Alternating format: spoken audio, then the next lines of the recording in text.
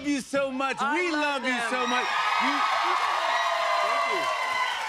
You get this reaction every time I'm around you. People love you. Yes. People love you too. No, stop it. You're John Stamos, Yeah, buddy. You are the one. Like nobody. I'm got- telling you, I was doing this thing with you, right? Yeah. And you're my hero. Plain and simple. You're a comedy genius, and here I am toe to toe with you. We're looking at each other like this Real close, yeah. We laughed quite a bit. Dude, you were. Did they cut out our laughter? No. Well, they cut out my laugh when We couldn't stop laughing. When you hit me in the face with the sweater, it's the funniest move ever. You hit me in the face with the sweater, and I lost it twice. But I didn't tell him about it. I just thought, of course you I hit didn't. him in the head with a sweater. But it was right down the pipe. It was fantastic. You're like, I'm just gonna go to the kitchen. You went, and it went, hit me right in the face. I'm sorry. Nobody tell me about you're sorry, please. You're right. But you also gave me you go, hey, when you're putting the thing around my neck, tie it like it's a rope. Yeah. You're trying to kill me, strangle me. I did this scene with Glenn Powell. Oh, yeah. And you would be Glenn Powell, and I was me, and he was tying this thing tight. It was before I was the bigger star at the moment, but not now. No. But you famously started on soap operas. Yes, right, yeah. You're the one and only. Started on General Hospital. That's right! Did this bring you back to those days? Yeah, a at all? little bit, yes. We shot a lot of scenes in one day. Yeah, sometimes I had like 30 pages a day and stuff. Really? It was an interesting process, and I loved it, and I'll always be grateful to that show because Yeah. it launched me, and they were so good to me. But there was an older actor who kept messing up his lines, and he did this trick where he'd script his lines and go, "Oh, someone's in my eye line," which I didn't know what that meant, but like, you know, beyond the camera, there was someone was in the eye line. Oh, so that would stop the take. You. So I it's- never. yeah, I was in my eyes. I had to do it again. Yeah, right. Yeah, so, and so months later, I was doing the same. I was doing a scene, and my mom was dying in the scene, and I couldn't cry. I did the thing. My mom is dead, and I couldn't cry. And finally, I said, and I heard a noise like this, and I'm like, did anyone else hear that? Could I use that as an eyeline bit? You know, no. And then, because I couldn't get the tears. Yeah. And then finally, I kind of see it in the shadow. Some woman they were setting up a direction. I said, get that old woman out of my eye line. Yeah. And it was Elizabeth Taylor. She came. Swear to God. For real? Swear to God. Oh, my she God. loved the show. She wanted to watch the scene with, you know. No way. Yeah.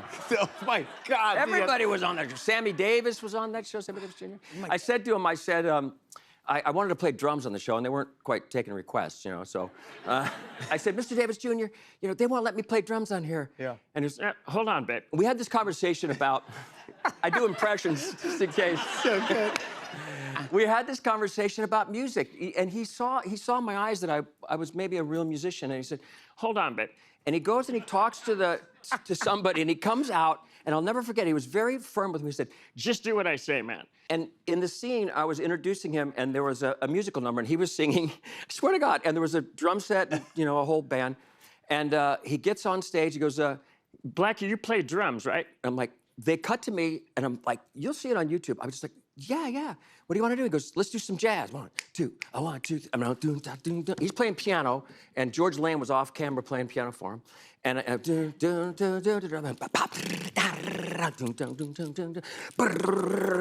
played music on TV ever since, thanks to Mr. Davis Jr. Wow. See, that goes to show. You feel it, say something. Go, hey, Sammy. Yeah. Sammy Davis Jr. Isn't that great? Yeah. That's the greatest. I've had a great life. Oh my God! Your book, by the way, is fantastic. It's got all these great stories in it as well. You know, I just saw that you're taking up drawing and painting, and this like talent came to you. You got COVID? I had COVID. You know, how some people hit their head and they can play an instrument or something. Yes. I got COVID and I could paint. It was that simple. But I wouldn't believe that that's true. Sure, I'm telling you. But then I look at these photos. Look at these drawings and paintings. This is you and your son. That's me and my son. Billy. Yeah. And Bob. That's our boy, Bob Saget. That's Lori. Lori, oh my gosh, John. This is fantastic. When Bob passed away, you wrote me a note, and that meant so much to me. So thank you for that.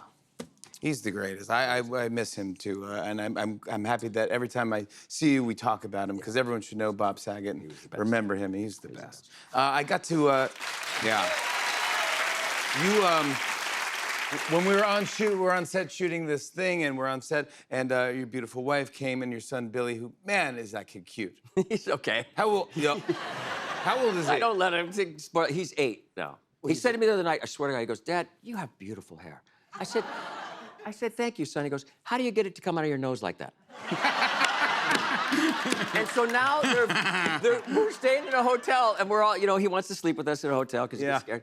And the pastime now is to pull nose hairs or ear hairs out of my. I'm Greek, but how about a prayer? Maybe read a book. No, let's pull out Dad's nose hairs. Yeah, there you go. Everyone's got their thing. Yeah. He's super fun and super cute. Very funny. Oh my God, I love that kid so much. We were having fun with him. You know what was funny?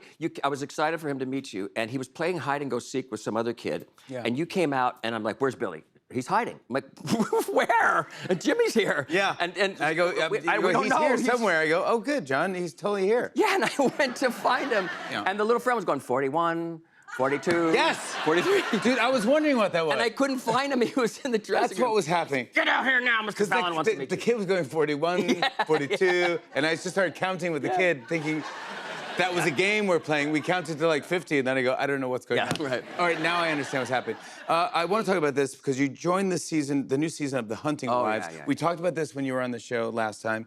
Thank you for coming back. And your wife said, honey, if you do this, I don't want you to get naked. Mm-hmm. Can you tell us? This new season of Hunting Wives. You're gonna have to watch. He knows how to do it. Come on, he's the one and only John Stamos. You can see him in Who Billionaire, Me Billionaire on TikTok and the Peacock app, and also The Hunting Wives. More Tonight Show after the break. Stick around, everybody.